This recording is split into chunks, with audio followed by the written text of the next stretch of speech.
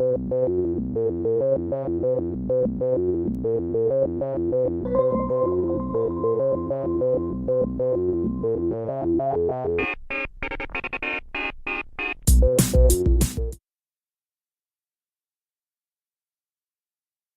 and welcome back to the History Hut. We're talking Vikings, obviously. We've discussed the Danes. What about the Norse? Okay, so obviously these are the second group of Vikings from Norway. So they looked north and west for their for opportunities for emigration, for trade, and for conquest. And the Norwegians are just probably the greatest at being out on the high seas. They moved to conquer Iceland in the 860s from bases that they had acquired already for their conquest for the north of Scotland. So they conquer the northeast corner of Scotland. Then they conquer the Orkney Islands and the Shetland Islands and the Faroe Islands. So they're really kind of island hopping all the way across the north. And they actually, in the 790s, they take some Scots with them when they go to settle Iceland, and they actually develop a new language. And it's in Scottish history, it's the widow Aud, that's her name, A-U-D, the widow Aud, who takes the after Olaf the White dies, he'd already just seized the Scottish kingdom of Dumbarton and Ireland, and so after he dies, she takes settlers to Iceland. So you get this, and they can't actually separate the genetic legacy. So they know that I think it's like 2/3 of people in Iceland have the Scottish male chromosome. Oh, it was like kind of crazy. There's all these genetic studies linking the two places together. So we know that from the Icelandic base, the Norwegians sailed on to Greenland in about 980 and eventually to Vinland, which is probably Newfoundland and Labrador. And they may have got there about 990-ish or 999-ish. It's hard to say. And we know this from the Viking sagas. So we have Eric the Red, banned from Iceland, established a colony at Greenland, and then Leif Erikson and a number of his men look for another western landfall, remembering that they don't think they're going to fall off the edge of the world. And they come across, it looks like they come across the Davis Strait to a place called, they call it Helluland, and it's really Baffin Island. And then they turn south along Labrador, and they call that Markland because of the forest, and then they keep going south to Vinland, and for ages and ages, like seriously all the way from when this stuff was written all the way up until the 1960s, people were like, I wonder where Vinland is, it's probably where grapes are, where could that be? And it's very interesting in Canadian history. Of course, we talk about this, maybe we'll talk about this some more one day, but in the 1950s, Helge Ingstad, a Norwegian explorer, and his wife, an archaeologist, Anna Stein, started looking for Vinland. So they were kind of going for a whole decade up and down the east coast of America, asking people questions like, have you seen any strange formations on the land? Have you seen any big bumps anywhere that might be a burial site? And of course, eventually in the early 60s, they go to Newfoundland, and they go all the way up to the top corner of Newfoundland. There's a beautiful place called Lanso Meadows that I've had the joy to visit.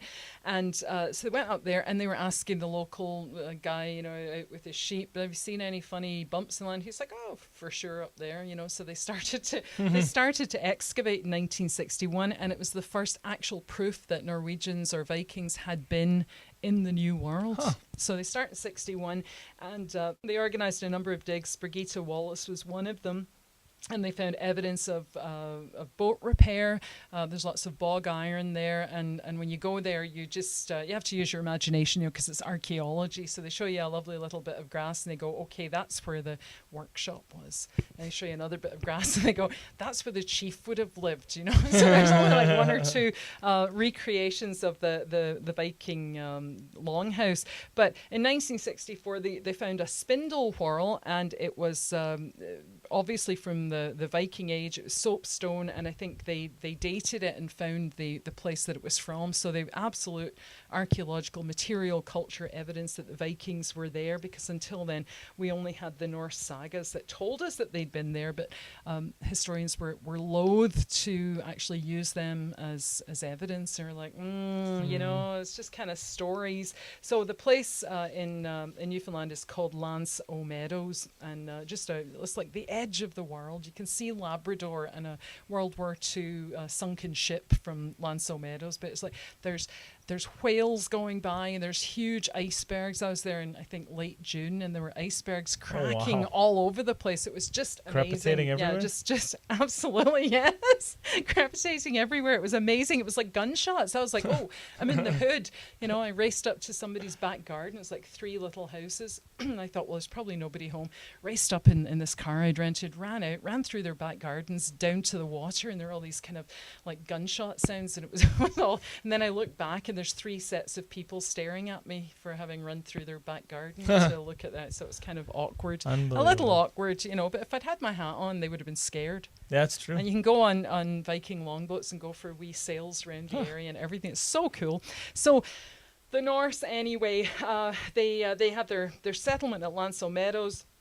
And they're there probably for about 15 years, a couple of waves of them, and no Europeans follow for another 500 years. And there's a bit of bad blood between the local people and the Vikings, because local people thought that they should share stuff they'd brought over, and the Vikings are like, oh no, this is our nautical equipment.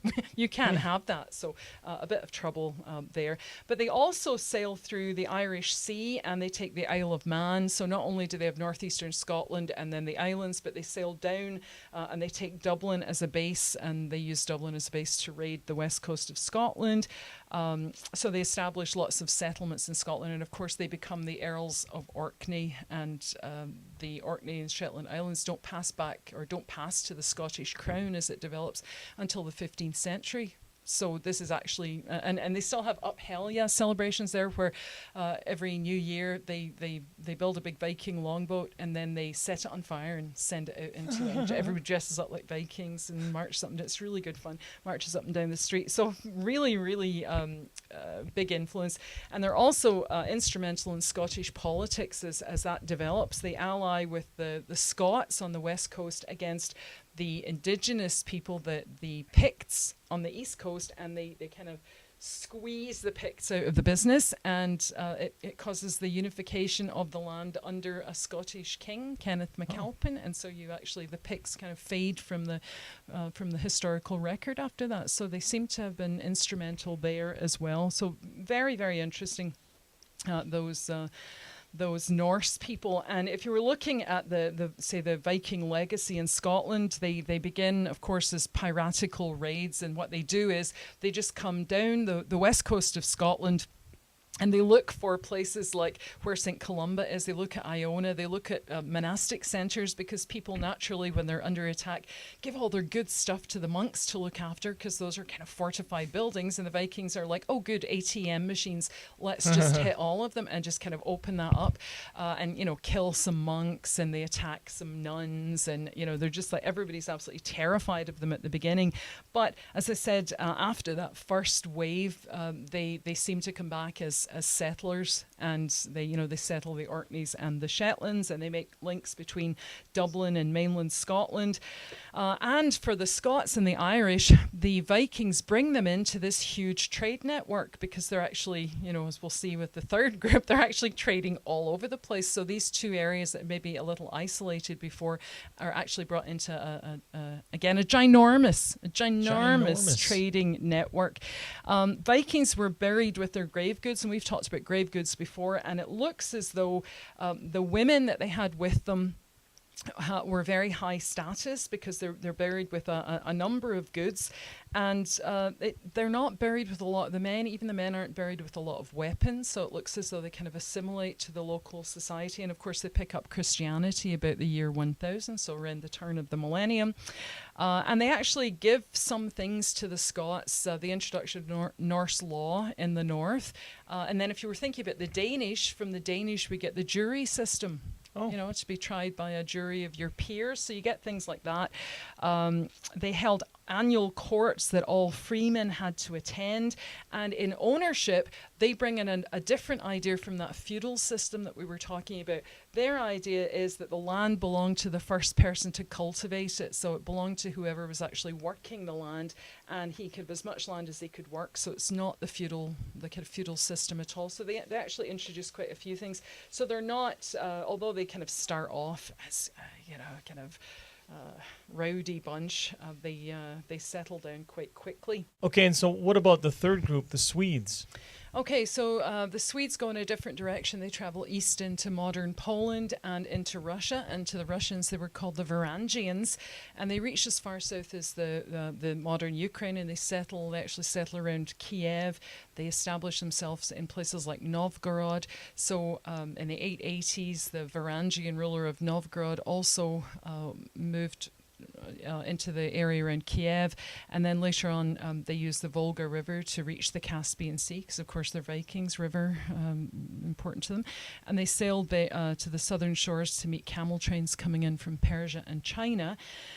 They also used the Volga River to move Arab silver to the west, and they used the city of Bulgar as their main trade center.